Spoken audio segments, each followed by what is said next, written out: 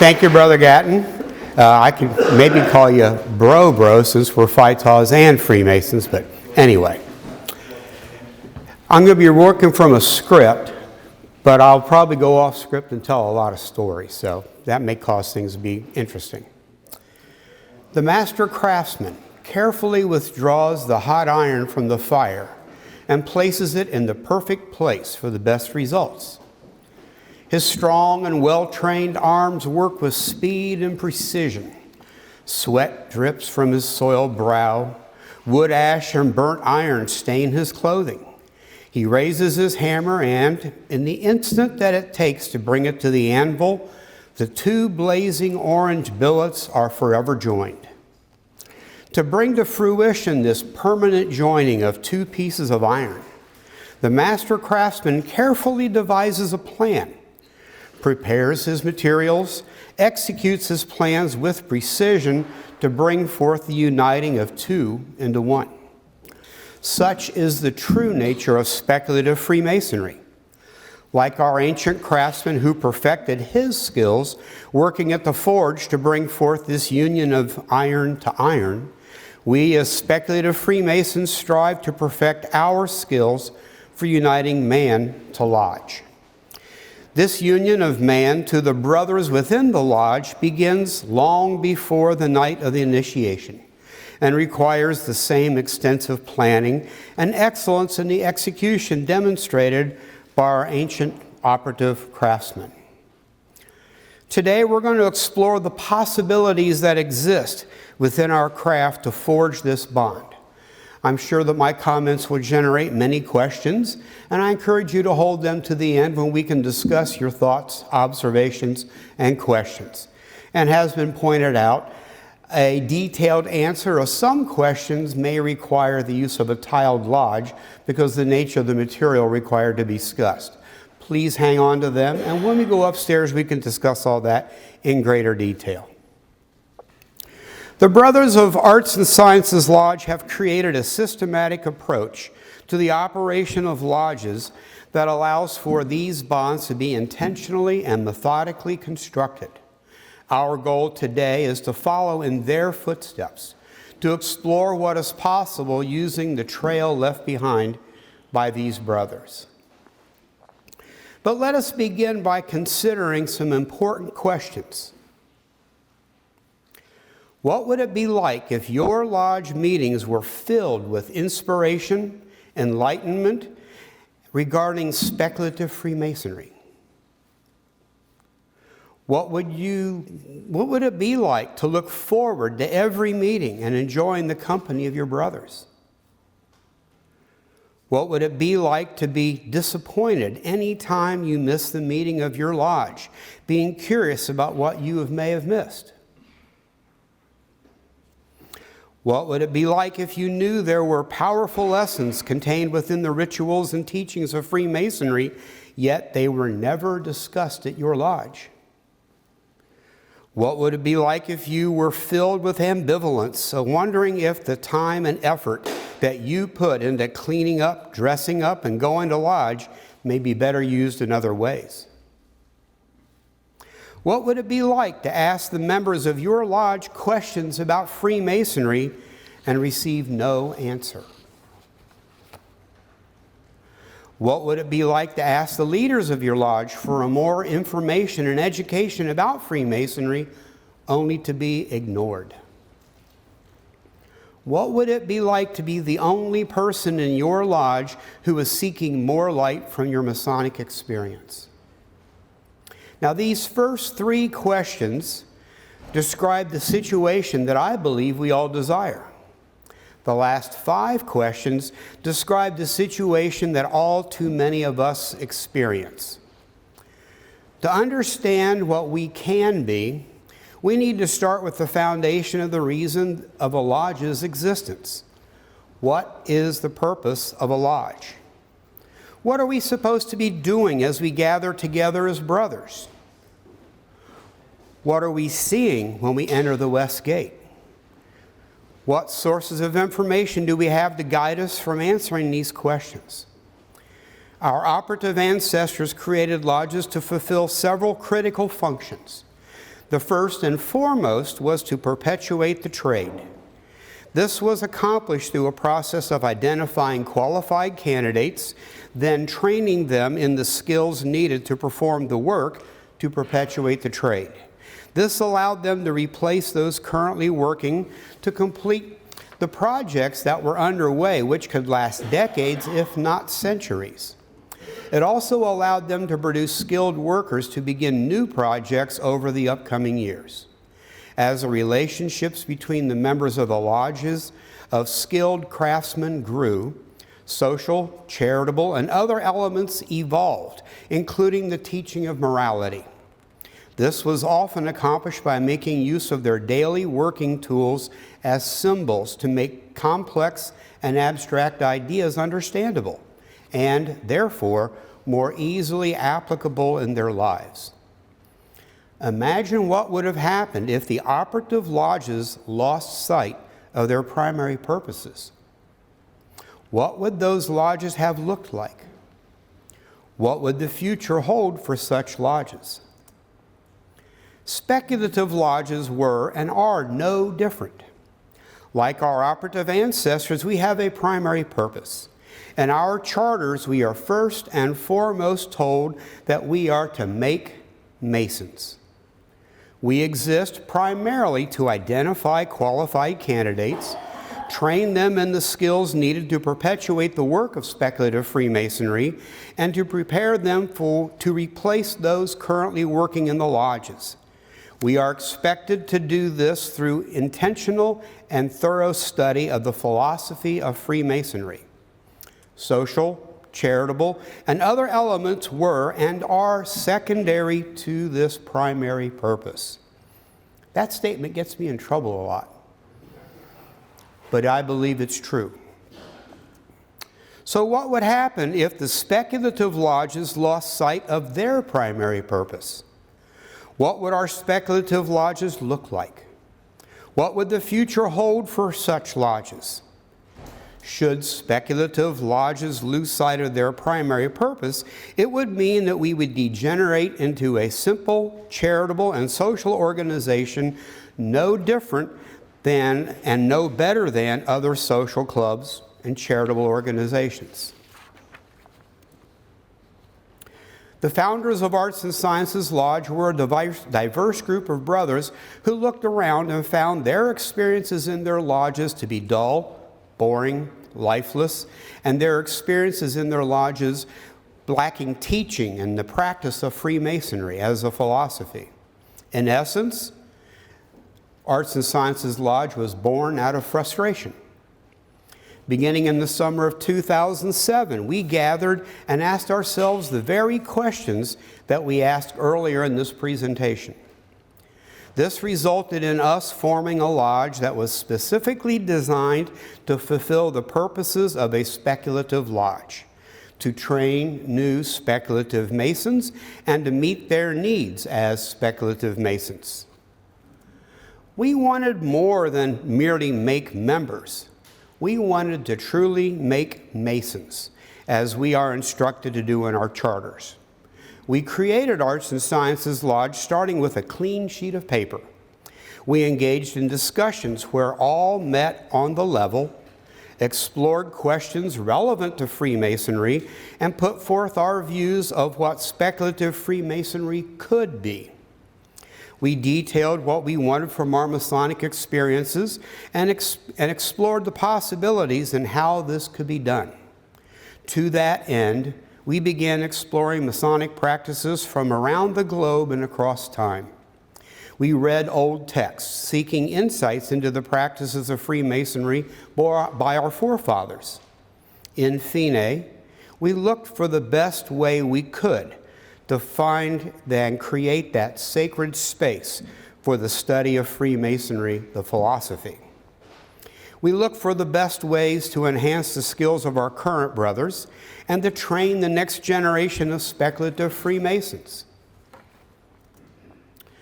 In a world of social services, there is a famous phrase that is often repeated regarding the teaching of skills. Give a man a fish, and he eats for a day. Teach him to fish, and he eats for a lifetime. Masonically, we can interpret it in this manner. Give the lodge a list of things to do, and they will have several interesting meetings. Teach a lodge to work together to create great experiences custom tailored to the interests and goals of the brothers, and you will transform a lodge for eternity. The principles put forth in the craft-driven lodge is not a set of prescribed steps or actions that will result in a lodge that works better. Although such a list can be easily produced and followed without question, such a lodge will experience brief success. It is far more important to teach brothers how to create their own lodge experiences and to develop their own skills. This will allow them to perpetuate the Masonic experience that meets their needs and their expectations. This process creates a flexible system that accounts for the evolution of the membership of the lodge as new men join. It creates a flexibility that adapts to change in society and reflects the preference of those who participate in the lodge. By following these principles, you will form a core society of friends and brothers who can work together to form and operate a lodge that is enlightening, rewarding, and fulfilling. It should be noted that we did not discover these principles and then create our lodge. On the contrary, we organically and collaboratively engaged in discussions of ideas, options, and all aspects of what it means to be a lodge. It was only after 3 years of successful operation and fielding hundreds of questions that it became clear that we needed a document of what we did and how we did it. As a result of this further discussions and deep reflection, these 4 principles were distilled. The Craft-Driven Lodge sets forth 4 key principles which are as follows. Everyone has a voice. Everyone sees the vision. Everyone has a job. And the most difficult one, leaders let the workers work. The importance of everyone having a voice allows them to feel that they are an important, valued, and contributing member of the group. By patiently hearing every voice, you are able to gain perspectives that are beyond your own point of view and include these perspectives in the recipe for building the best possible lodge. This begins by creating a place for every brother to participate in the conversations about what the lodge is, could be, and should be. This includes officer meetings, informal discussions, personal conversations, and general open forums. When conducting such discussions, it is wise to use open-ended questions rather than closed questions that can easily be answered with a simple yes or no. This process should include the development of a clear understanding of the primary purpose of speculative lodges.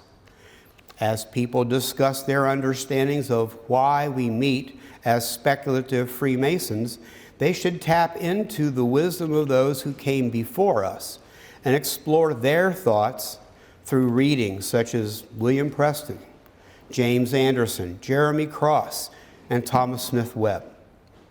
During our discussions, which lasted about 18 months, we found ourselves facing many challenges. We were all Masons from various lodges, and we had all been doing many things on the way that our home lodges had taught us was the right way. It's amazing how many different right ways there actually are.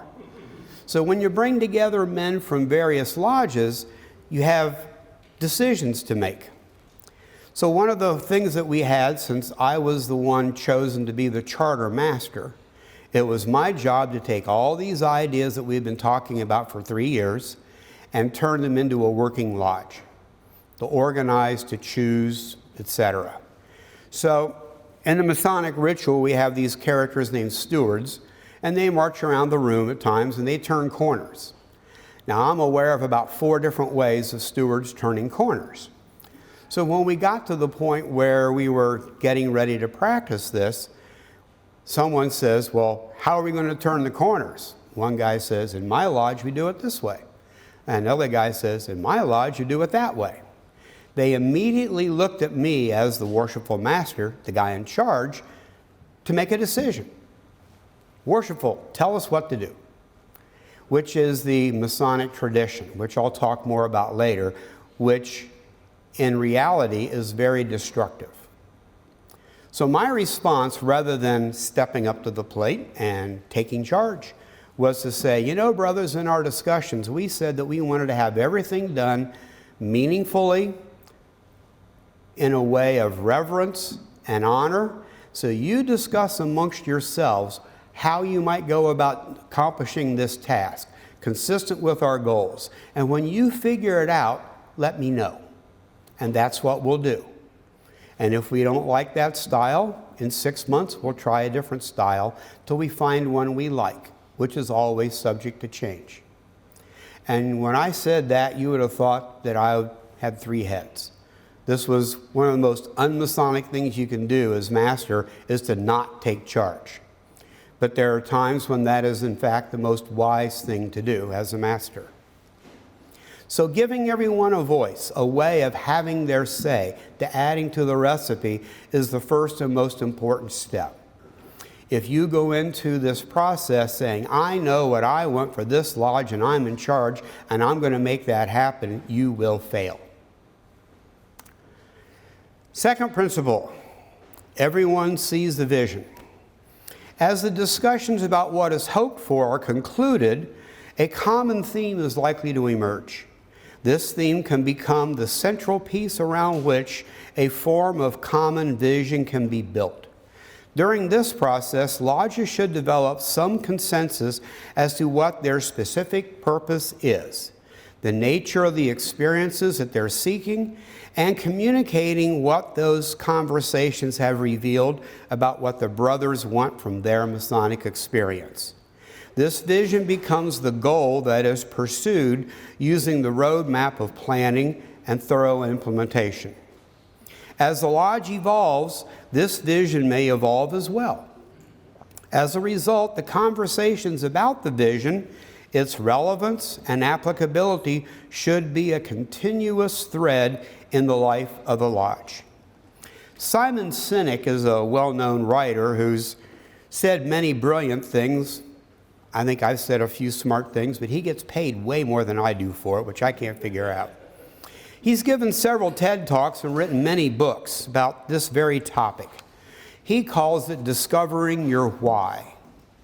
And he basically talks about the fact that it's easy to say what you do, it's easy to say how you do it, but unless you're able to connect with that fundamental purpose, that why, that you are prone to heading off track. So I highly recommend anything he's written, even though I don't get a dime from it, because it's an important part of the thing. That is what I am referring to here in understanding your vision. Now, what does a good vision statement look like? Well, all I can do is share with you the one that we developed for Arts and Sciences Lodge. Now, I know this is pretty small print, so I'm going to read it to you.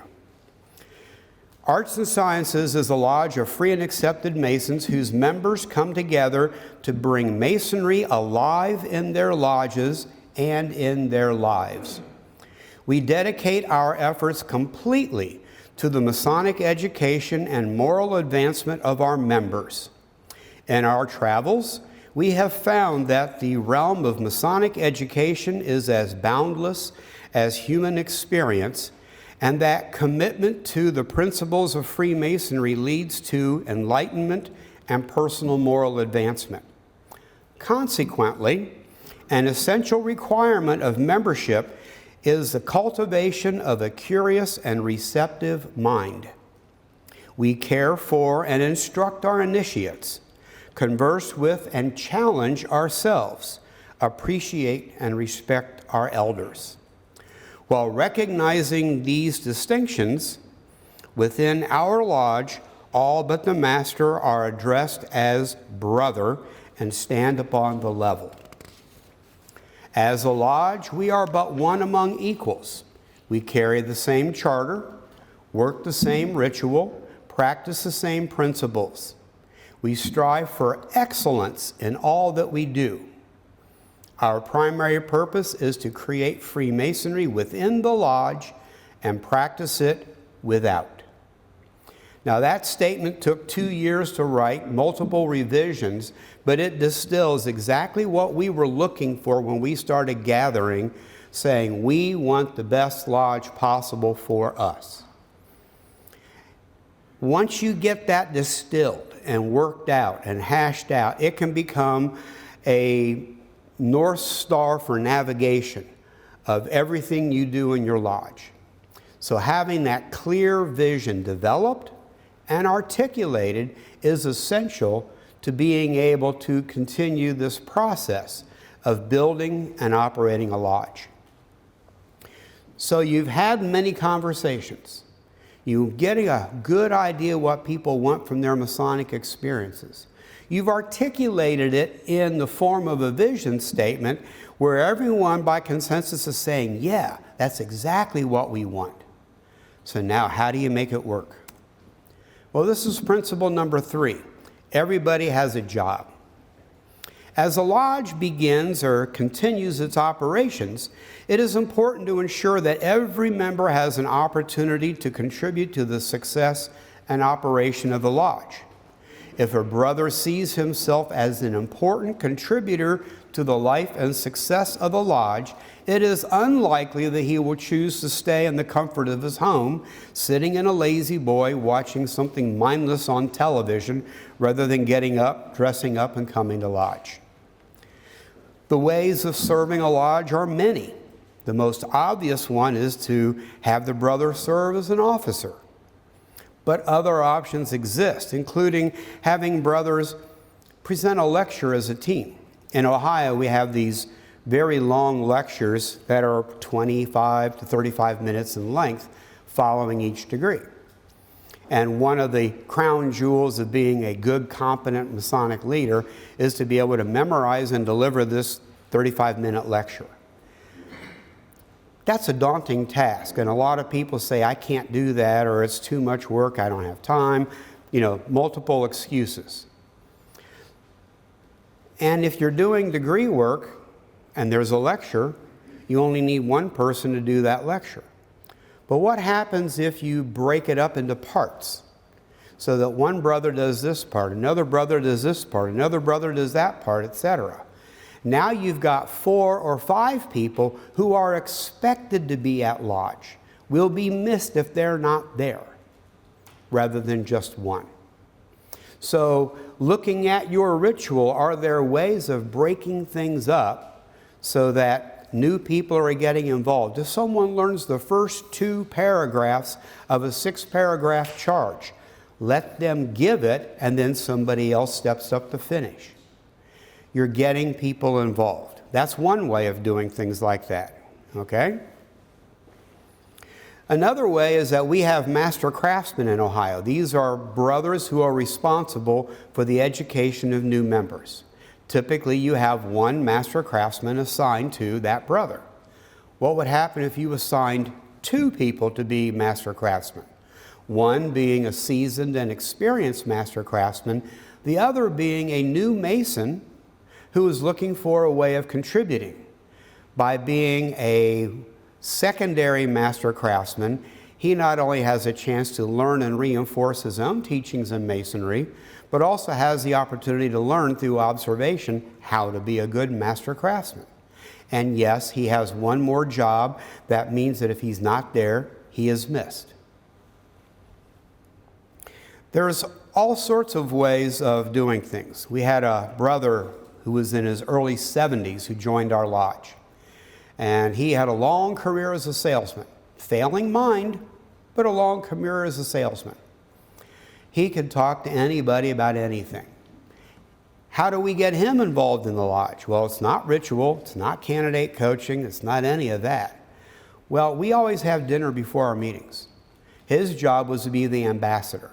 If somebody came in the door that was unfamiliar, it was his job to get up, greet that person, introduce himself, find out what's going on, help them find a seat and people to talk to. That's salesmanship. He had those skills down pat. He had skills, we applied them to the benefit of the lodge so that nobody who showed up felt ignored. They were the focus of attention when they showed up. It's important to recognize that if you have a skill, whatever that skill is, you should seek a way for that skill to benefit the lodge. I happen to do a lot of woodworking. So in every lodge I've ever seen, including the ones I was raised in, there's a part in the ritual where they give you working tools. What happens to the working tools? Do you take them home? No. At Arts and Sciences, you do.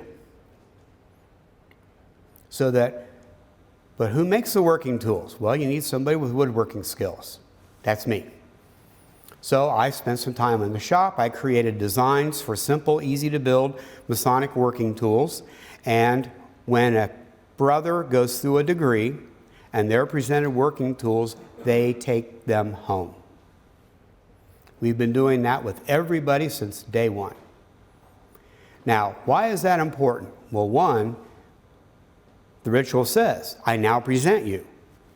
I'm not taking them back. In fact, Brother Adams went to visit another lodge and saw the ritual work, saw him present that, take him back, and he went, Indian givers, because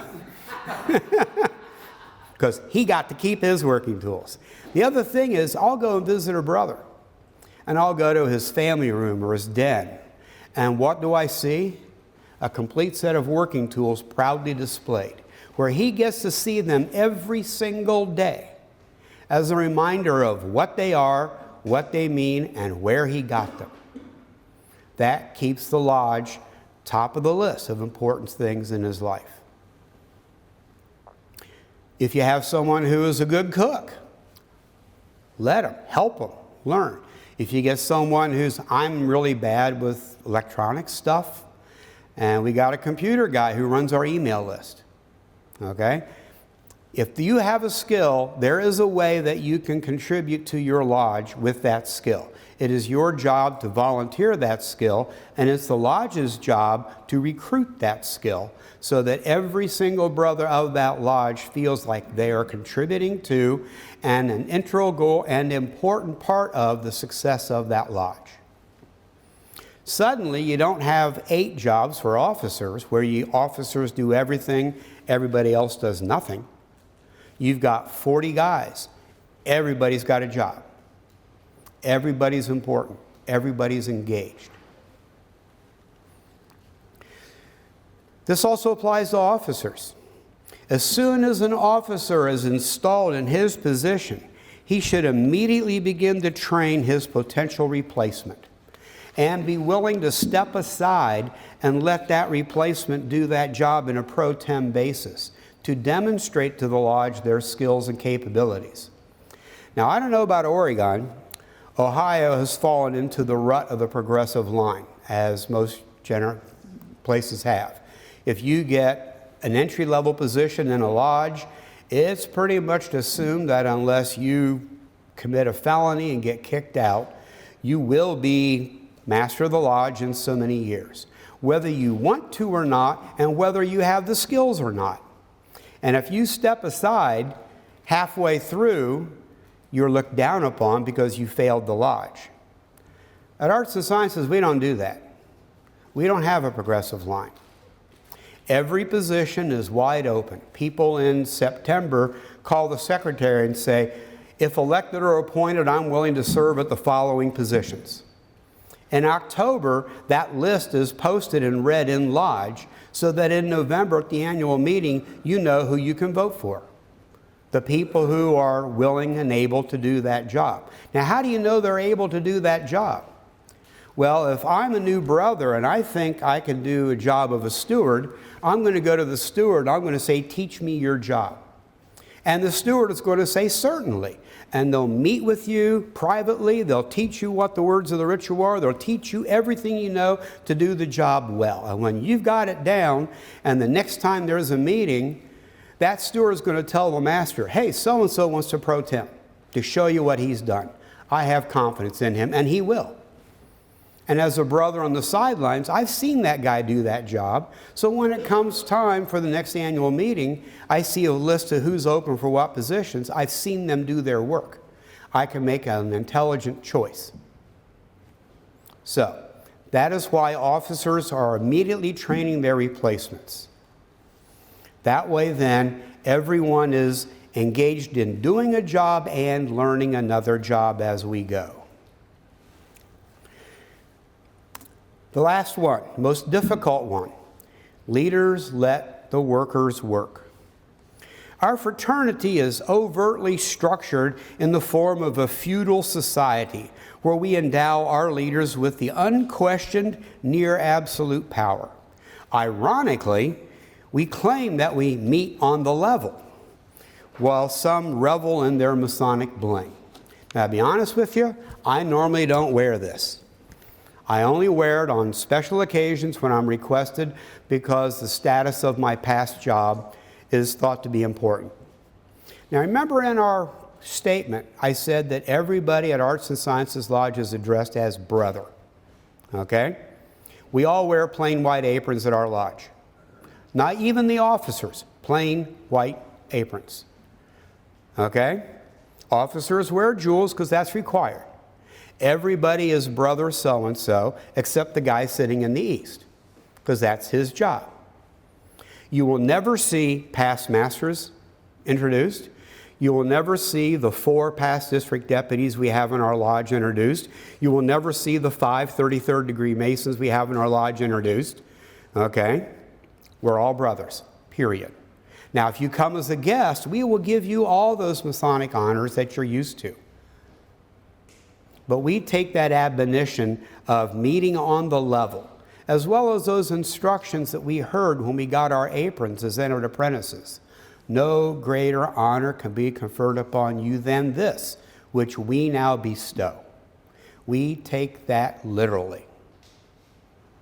And that mentality really helps us with that very first goal of always feeling free to have a conversation and give your input. If you're intimidated by somebody's Masonic bling, you're not going to say, hey, wait a minute, I got a better idea. You're going to defer to that person in authority. So we take away all that. Okay? Training the new officers is part of our job. And giving overt authoritarian structure in the way we run our lodge.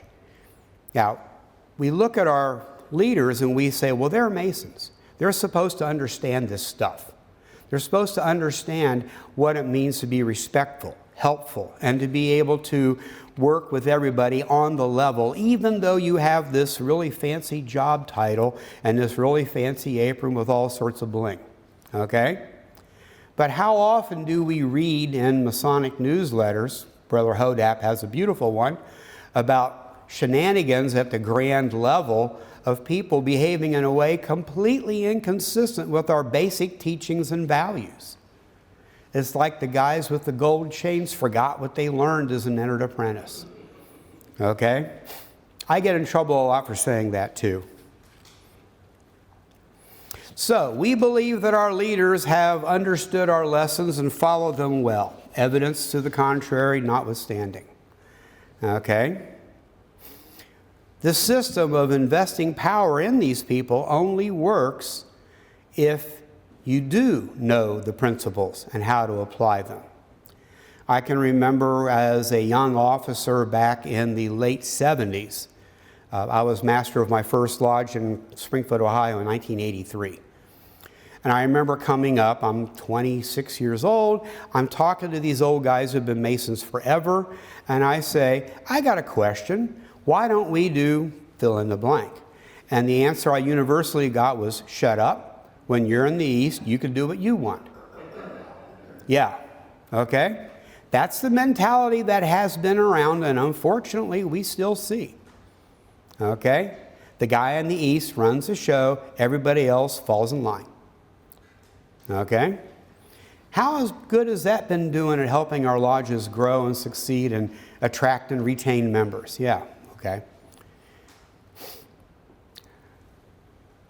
In a moment, let's just take a quick moment here and imagine that the lodge is a business, okay?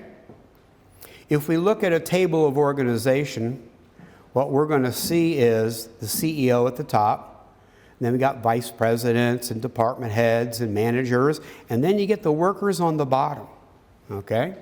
So in Masonically, the master of the lodge would be the CEO. The craft in the room are there to serve the master's will, just like you serve your boss, okay? But what would happen if we flip that upside down? And this is talked a lot about in the Purple of Fraternity, in leadership, understanding that leaders serve those that they work with, okay?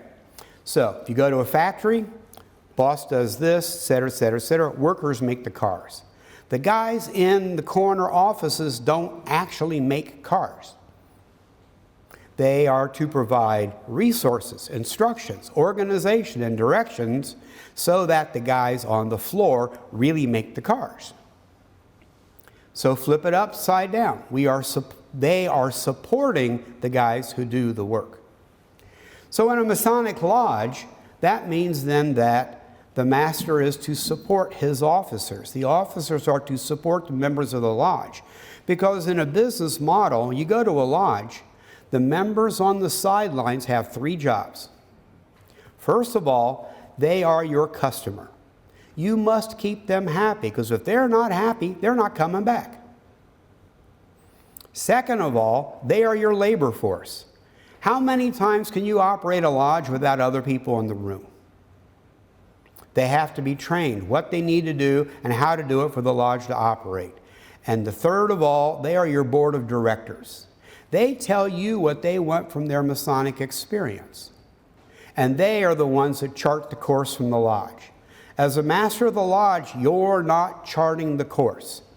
You're the guy with a hand on the tiller following the course that the lodge has set about where they want to go, where they are willing to work to make happen, and what will make them happy with their Masonic experiences. Now, how many Masonic leaders have gotten that through their thick skull? Okay? This is why this is so hard. It's the responsibility of the master to exercise his authority as a servant of the craft, keeping in mind that he will not be successful unless he meets the needs of his customers, the guys on the sidelines, keeps his labor force satisfied so they'll work for him, the guys on the sidelines, and move the company or the lodge in the directions that the board of directors desires, the guys on the sidelines. Now you see why I've titled this the Craft-Driven Lodge. It is a lodge that is driven for and by the will of the craft. The only time that a master should exercise his authority that may be uncomfortable to the will of the craft is to fulfill his number one duty, which is to protect the charter. In Ohio, you must do every degree twice each Masonic year, whether you got candidates or not. So when you're setting the schedule, you need to keep track of 6 meetings, 6 degrees. Okay? And if you're getting down towards September and you're missing a couple of degrees, I don't care what the guys say, you will call a special, you will get those degrees done so you protect your charter. But if you're good at communicating, the guys already know this. You've been spreading out this work throughout the year so you don't end up in September needing 3-degree exemplifications in the next 6 weeks.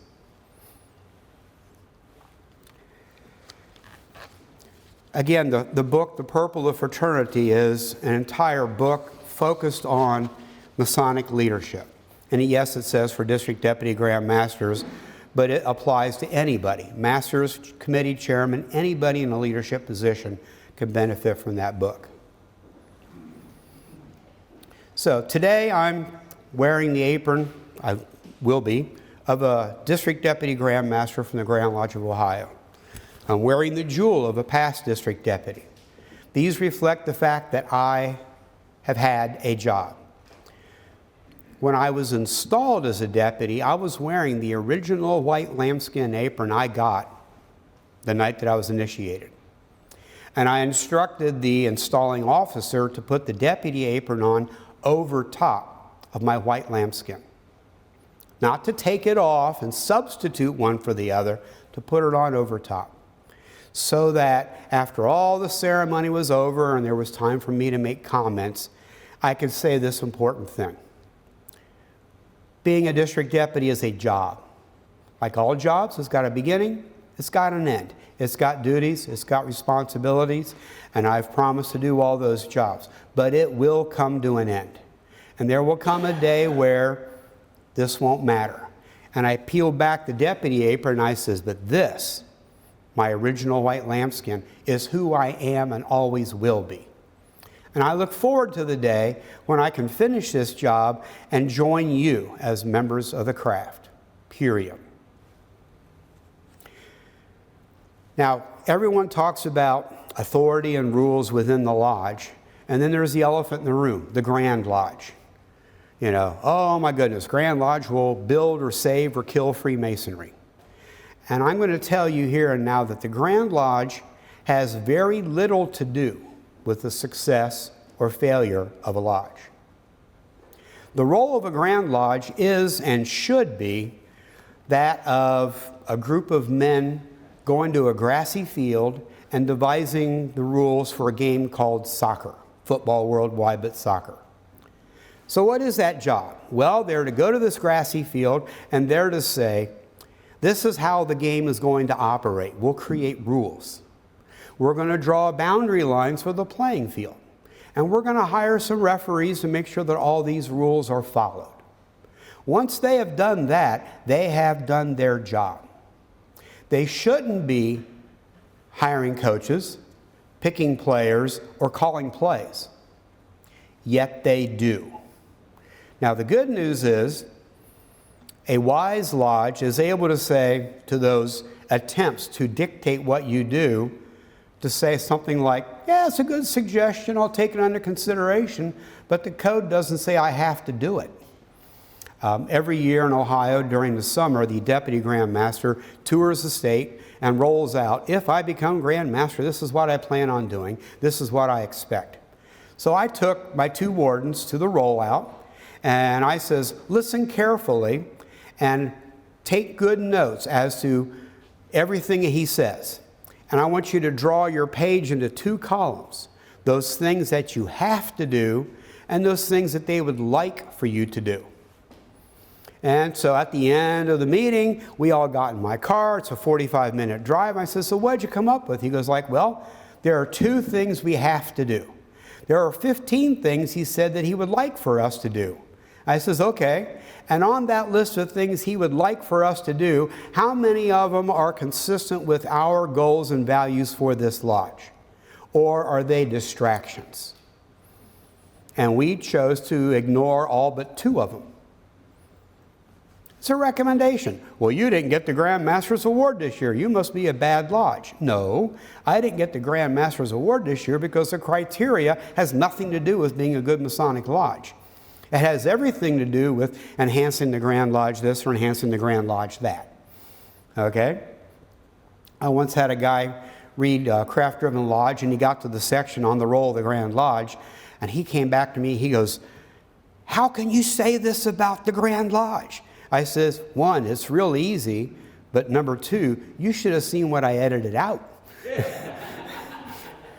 To be honest with you, I'm surprised the Grand Lodge chose me to be a district deputy because I'm always the first one to say, look, the emperor has no clothes. You guys are being idiots, you know.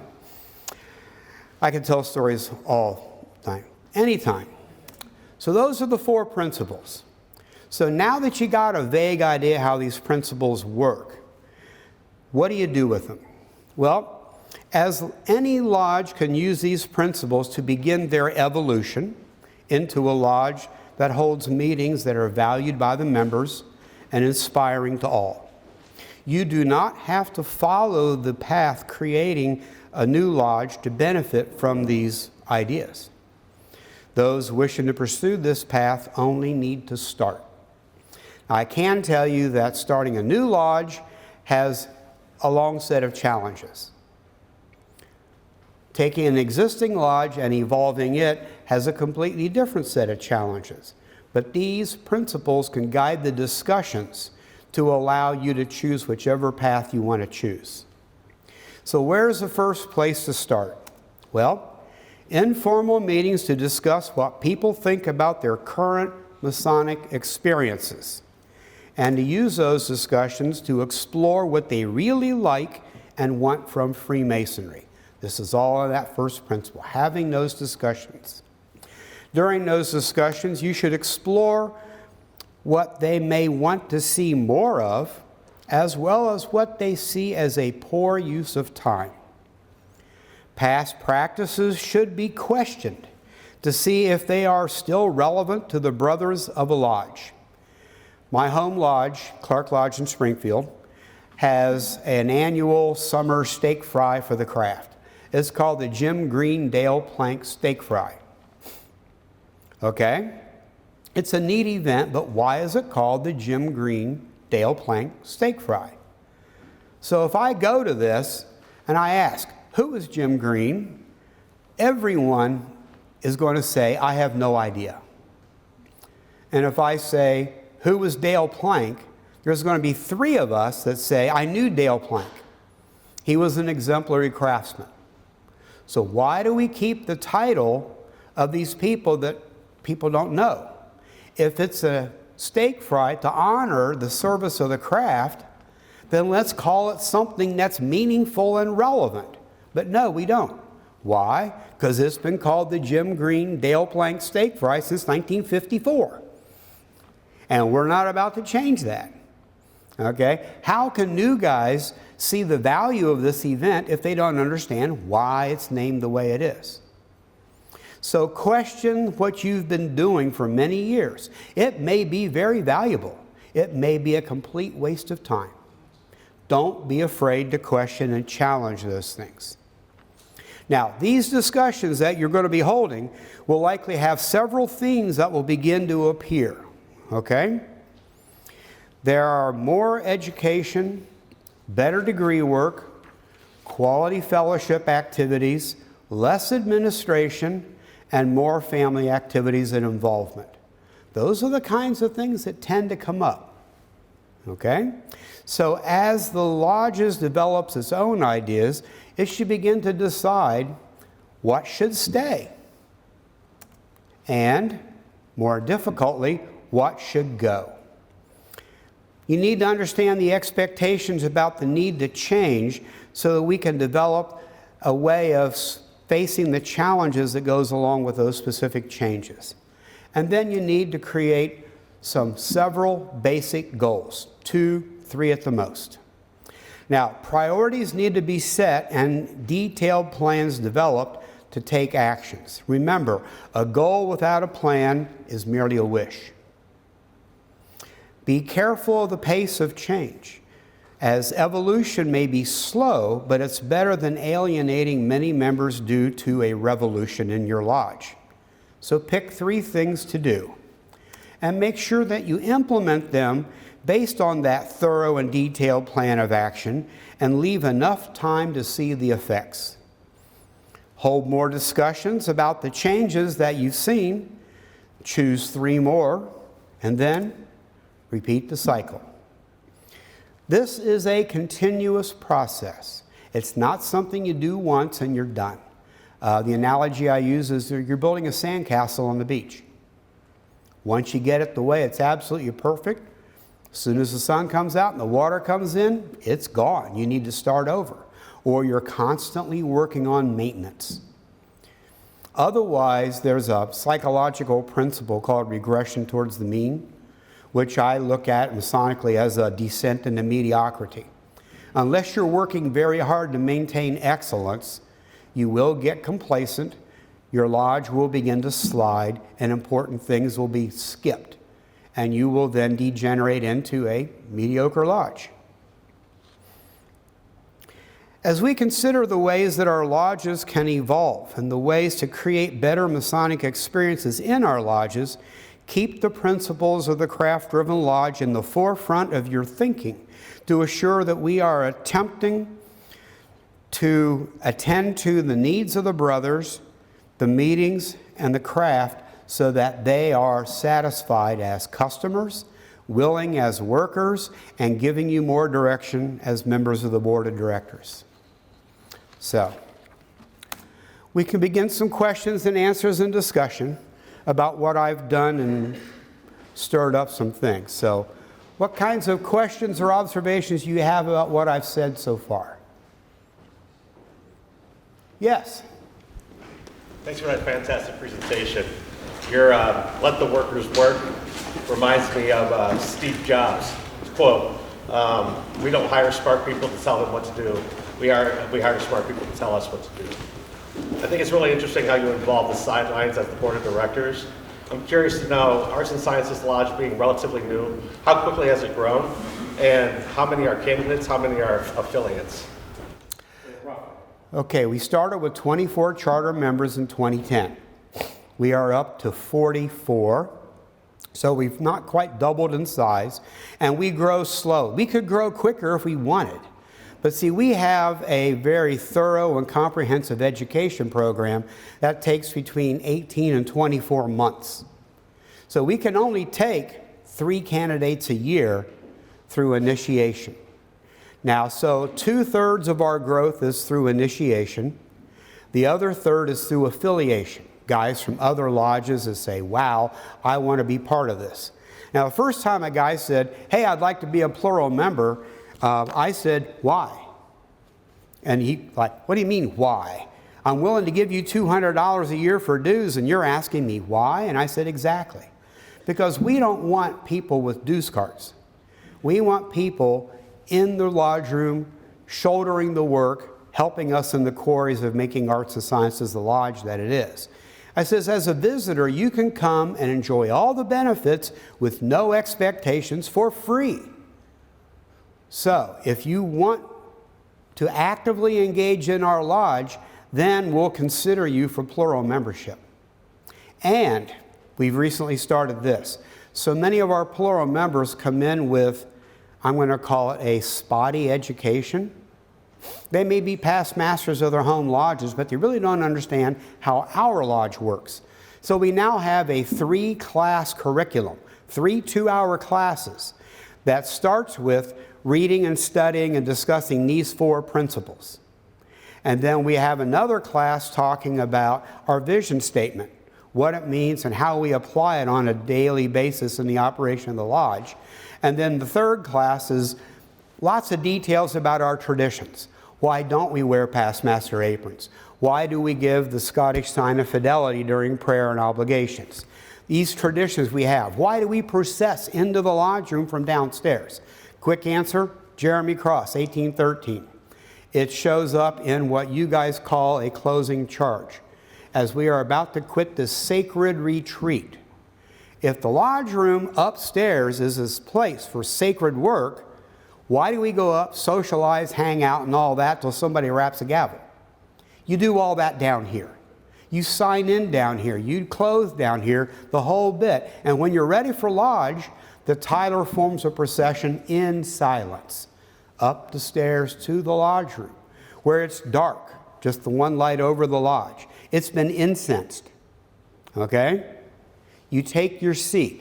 And then the opening ceremony is given in a reverent manner, because that ceremony, as Jeremy Cross says, transforms an ordinary space into a sacred space for the practice of Freemasonry. We honor that in the way we do things. It takes a lot of work, but we do that, and we have to teach new guys how we do it, and more importantly, why we do it.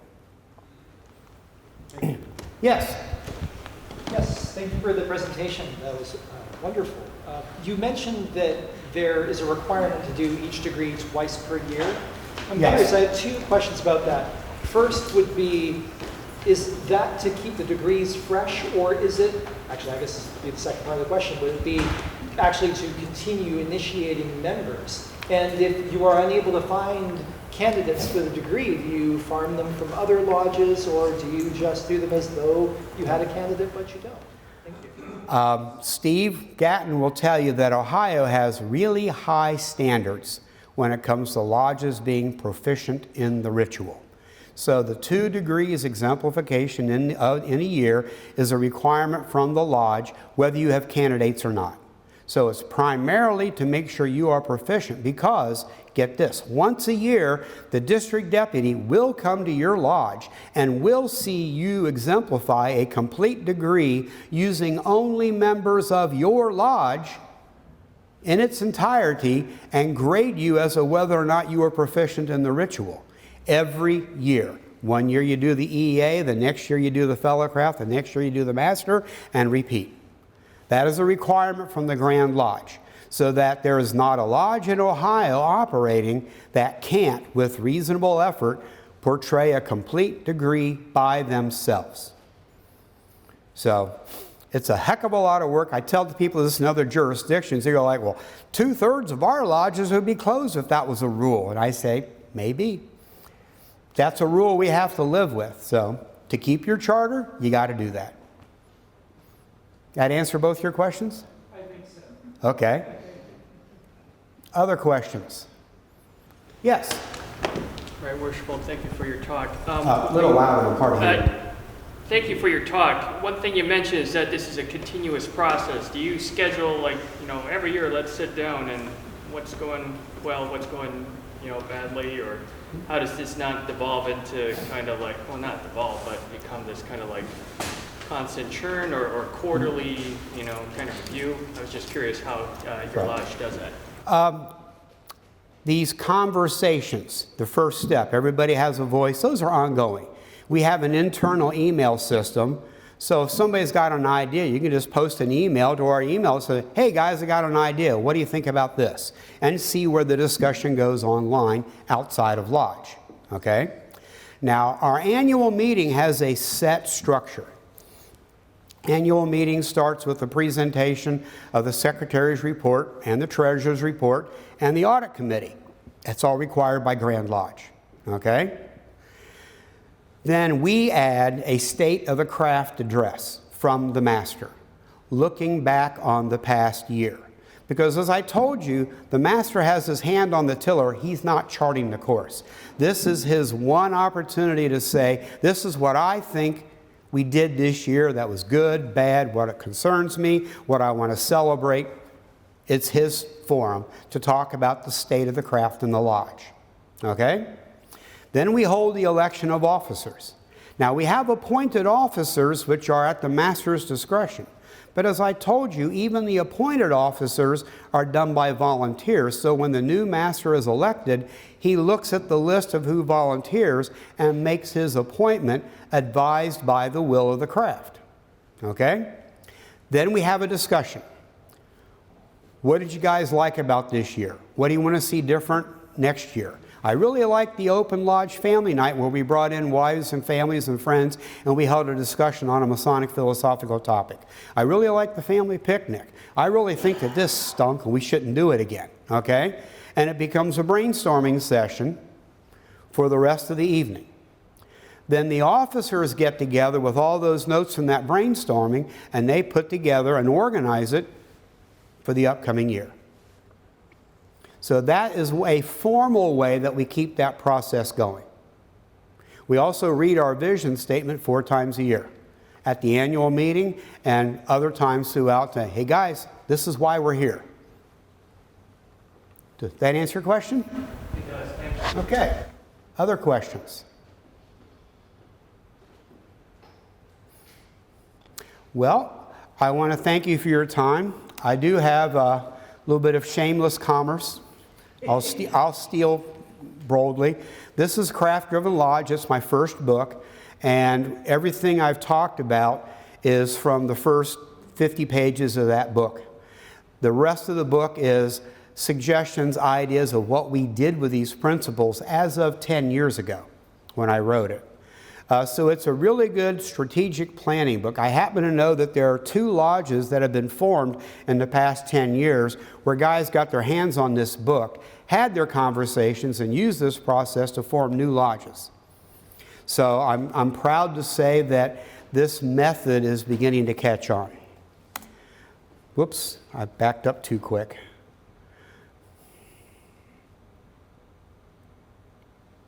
Come on, one more. There we go. The purple of fraternity. This is servant leadership cast in Masonic terms. Simple as that. Okay? Leadership is a very vague, fuzzy kind of things.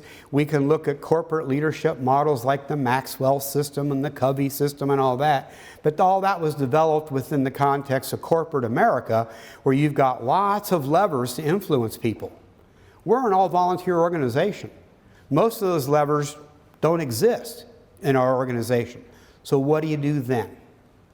Well, I looked at the Green Tree's servant leadership model and its principles, and it lines up perfectly with Masonic teachings. So I draw that parallel on a theoretical level, and then to make it easy for the Joe average guy to wrap his head around, I came up with 3 archetypes that give you a good understanding as to how people can behave as leaders. One is the cop, obviously. I'm in power, I've got the rules, my job is to find you making a mistake and bust you. We've all seen them, we all hate them, okay? We smile to their face, we do what they say, and when they leave, it's like good riddance, you know? The second one is I call the good buddy. All he cares about is bling and introductions and a pat on the back, but when he sees a real problem, he turns a blind eye, which allows bad things to get worse. So what are you supposed to do? Well, the answer is be a good coach. You identify, you teach, you train, you encourage, you correct, you inform, and only as an absolute last resort do you pull rank. Okay? I'm proud to say during my 3 years as a deputy, I only had to pull rank twice. The rest of the time, I was able to get lodges to see and make changes necessary without having to be confrontational or oppositional, and I'm proud to say I don't think I let anything slide. And then my most recent book, Man to Mason. This is a step-by-step description of the process that we aspire to use at Arts and Sciences Lodge to take a man from the day he says, I'm interested in Freemasonry, all the way until he is a proficient Master Mason and officer of the Lodge.